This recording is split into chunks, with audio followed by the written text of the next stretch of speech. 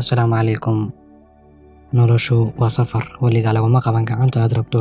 Waxaad la imaan doontaa caqabadooyin zaid u badan, su'aalo aan laga jawaabi karin, xiriiro ayaad dhibaatooyin ku yeelan doontaa, wadnahaaga marar badan wuu garaacmi doonaa, indhahaagana wax badan waad ka ilmeyn doontaa, oo waad joojin doontaa oo mar labaad ayaad isku dayi doontaa. Caqabad kasta oo nolosha ku aragto waa mid la gaari karo, waa inaad ka gudubtaa caqabadaha kugu dhex jira.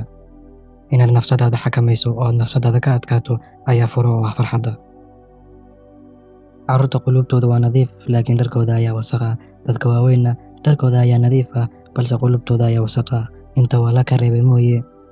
Marar badan dembigaan ka dareemna qaladaadkeena ayaa ka xun qaladaadka naftooda.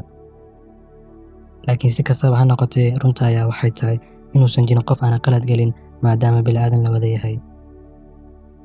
Ha isku mashquulin, hana ka fikirin gabkii shalayto, waayo berrito waa fursad kale oo aad ku sii kartid intii shalay qabyada ka ahayd. Horumarinta nafsadeena waa xulashooyin taxane ah, ilaa aan doorano inaan wax ka baranno waayo aragnimadeena, kadibna aan ku daba qabanno caqligii aan soo baranay. Waxaan sidoo kale u baahannahay inaan si joogto ah ugu celcelinin qaladaadkii aan horey u soo galnay. Hal sir oo muhiim u ah dhiirigelinta gudaha iyo ahaanshaha wanaagsan waa inaad marka aad dareemayso awooddaada hoos u dhacsan, aadan u sheegin dadka sida aad dareemayso.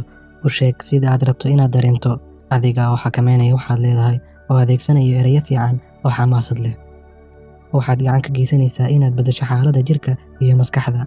Kaliya ma ahan faa'iidooyinkiisa abaalmarinta, laakiin waxaad aqoonsan doontaa samaynta waxa wanaagsan ee aad ku yeelan doonto dadka kale.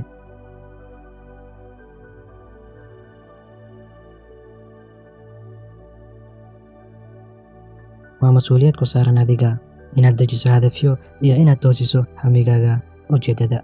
Bilow maanta inaad ka taliso isbeddel, isbeddelkaasi oo ku gaarsiin doono meesha aad rabto inaad berrito noqoto.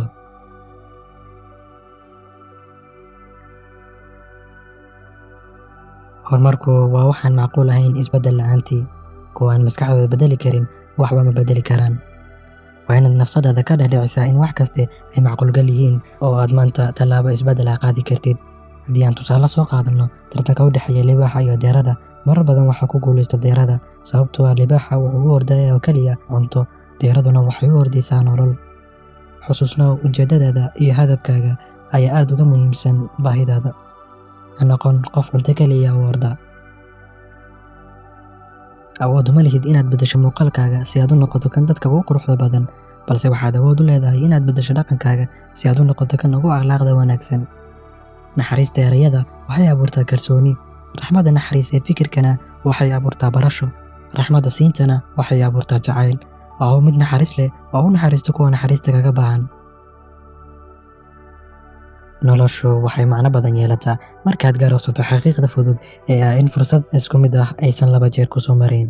Ka faa'iidayso fursad kasta oo iska ilaali dib u dhigashada, waayo dib u dhigista ayaa lagu qeexaa siyaabo badan, kuwaasi oo ah inay tahay dilaaga aayaha, khasaaraha nolosha, baabi'iyaha berrito, ku xadgudubka sharafta, burburinta heer sare iyo siyaabo kale oo zaid u badan. Guusha nolosha waxaa sida ugu fudud lagu cabbiraa tirada maalmaha aad runta ku faraxsan tahay. Qofka diiriya fikradaha wanaagsan wuxuu si wanaagsan ugu shaqeeyaa adduunka ku xeeran oo dib ugu noqdo naftiisa natiijooyin wanaagsan. In alla intaad xanuun dareemayso, weli waad nooshahay. In alla inta aad qalad ka samaynayso, weli bini'aadam ayaa tahay. Ilaa iyo intaad isku dayayso, weli waxaad leedahay rajo. Si kalsooni leh ugu soco jihada riyadaada, kuna noolow nolosha aad jeceshahay. Guushu waa diyaarin lagu daray fursad. Fursadda ayaadan xakameyn karin, laakiin diyaarintu waad xakameyn kartaa. Marka nafsadaada diyaari si markay fursadda u timaado aadan u beerdareynin. Daawade, waad ku mahadsantahay daawashada fiidiyogeena cusub ee maanta. Haddii uu ku qanciyay, ha iloobin inaad subscribe noo saarto bartinan aan ku leenahay YouTube-ka ee Gohar Pro. Bartaasi oo aan soo gelino muuqaallo aan is leenahay tayo ayay bulshada u leeyihiin oo bulshada ay caawin karaan. Mahadsanid.